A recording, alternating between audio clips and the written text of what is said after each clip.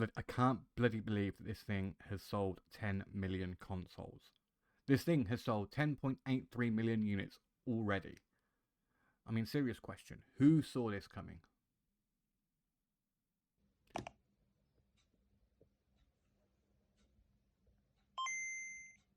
So, Nintendo released their yearly financial report, and the numbers are just eye-watering.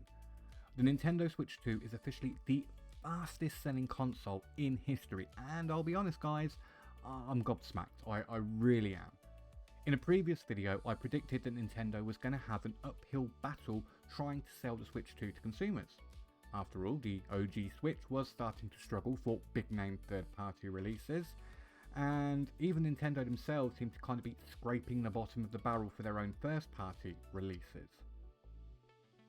On top of that, what we knew at the time was that the Switch 2 was more of an evolution than revolution, and paired that with the fact that, you know, the market was swimming in Switch clones from some pretty big names, including Steam.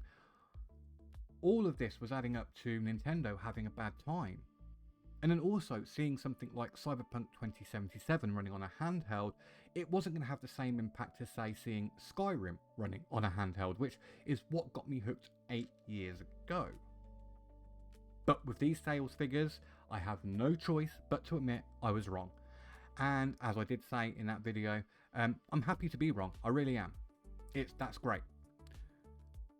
Now, what's even more impressive about all of this is the fact that these figures don't include sales during October, which is when I purchased my console, along with, you know, a lot of other Pokemon fans. And on top of that, we still have the holiday season fast approaching, which is when you would actually expect to see sales blow up.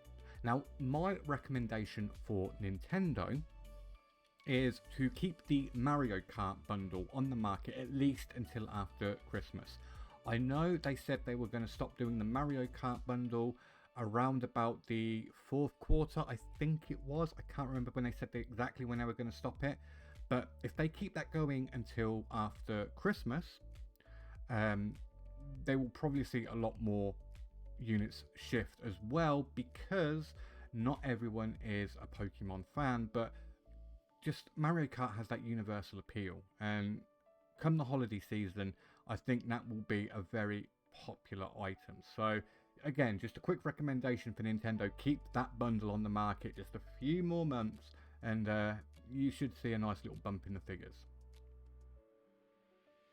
We also do have Metroid Prime 4 on the horizon, but let's be honest, I mean, I love Metroid, I do. I am looking forward to Metroid Prime 4. It's just, it's not on the same level as a Zelda or like a Smash Brothers, and it will sell well, but this is a franchise that, you know, you're kind of expecting to be around the 5 million mark. So with all things considered, I think it will be a safe assumption to say they're going to hit their 15 million units target by the end of the financial year at least. And I would not be surprised personally if the Switch 2 hit the new sales target of 19 million sales come the end of April next year. Seeing these kind of figures has to be tempting for third parties too, because I'm willing to bet money that right now there are meetings being held around the world to discuss what games could be brought to the Switch 2 so that they too can jump on this new money train.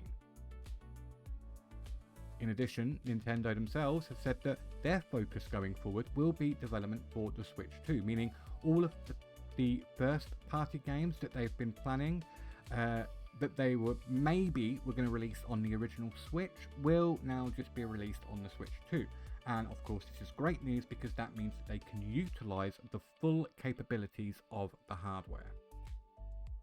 You know, they won't have to gimp the project so it can run on the 8-year-old little brother. So everything is looking rosy, right? Well, yes and no. Of course it's me, I'm going to have a complaint. Look, as great as these sales figures are, Nintendo's new task is to keep this momentum going, and to do that, they now need the games to pull people in and keep the attention on them.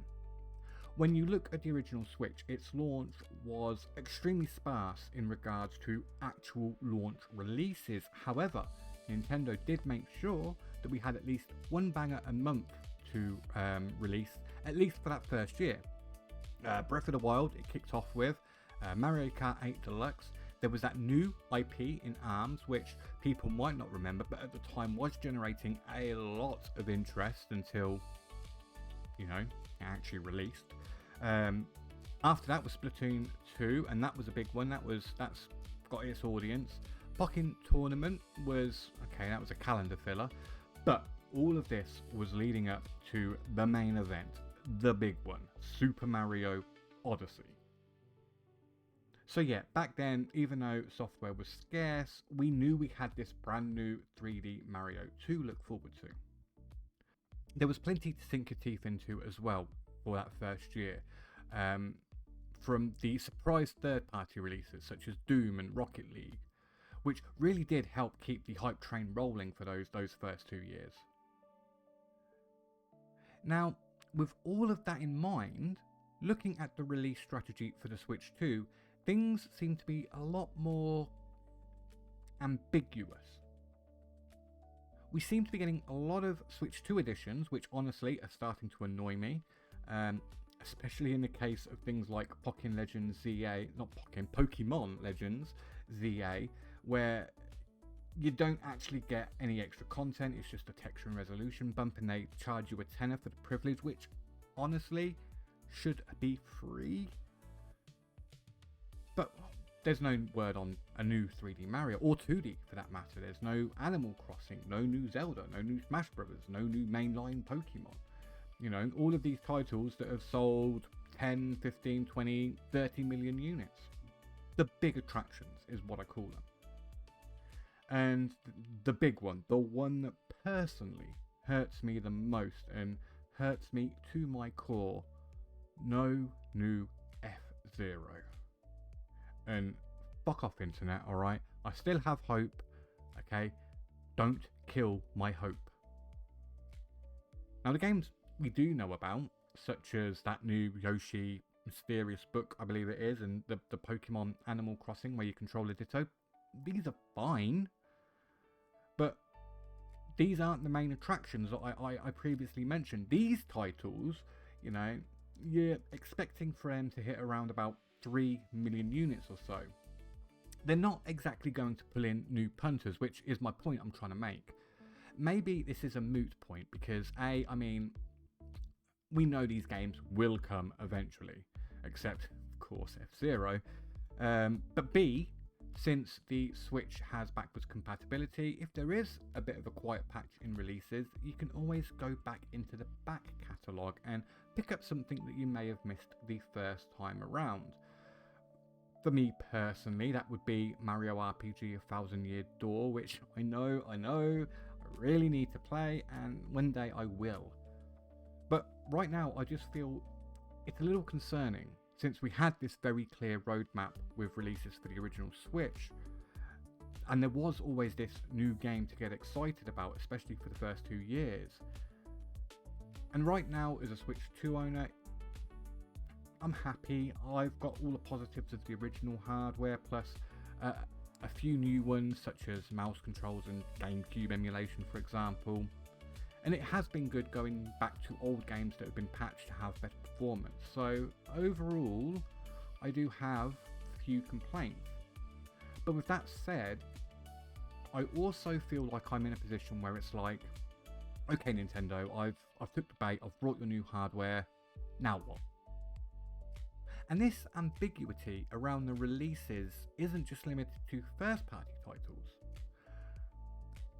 We're also unsure on what third-party titles are coming on the horizon as well. I know there's like that, it's not Bloodborne 2, but people call it Bloodborne 2. There's that Souls-like game coming. There's Resident Evil 9, which will actually run on the hardware and not be one of those terrible cloud versions. Thank God, that's a W there. But we are getting conflicting reports from the devs. So the remake dev has come out and said that Rebirth, its sequel, will run fine on the hardware. There's nothing to worry about, and that sounds promising, but that's just hearsay until we see it in action for ourselves. Especially, again, when you've got the conflicting reports from the Elden Ring devs that have come out and said, well, actually, we're going to need more time to improve performance. Which, considering that Elden Ring is not a new game, is concerning, because that could perhaps be indicating quite early a bottleneck in the Switch 2 hardware. Again, no, until we see it running in action for ourselves, it's all speculation. Another point actually I want to make, at the time of recording this video, I remember there was this one day where there was a bunch of great third-party announcements, and I see it, I thought, oh, I love that game, oh, I like that game, and it was great. But for the life of me, I cannot remember what they were. I think it was on the same day as the Kirby Air Riders Direct. But there was no direct for these third-party announcements. The publishers, I don't think, did a major announcement outside of perhaps a quiet little tweet. And it just seemed that I think it was like 3 or 4 titles that were all dropped on the same day. I've already forgotten what these announcements were. This really isn't the way we should be doing things, not if we want third-party titles to be successful on the hardware, which, you know, again, we've been having reports that third parties aren't moving quite as quickly as the first-party titles on the Switch 2.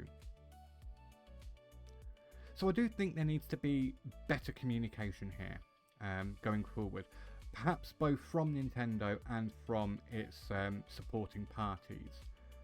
For now though, I guess all we can do is just sit and wait. I'd imagine, based on the sales numbers, that everyone is now scrambling to get their release on the console, so touch wood, the first Nintendo Direct of 2026 is going to be an absolute banger, or so I hope. Because literally my only concern now is, can Nintendo keep the momentum going? But that's all for today, so until next time, don't be a dick.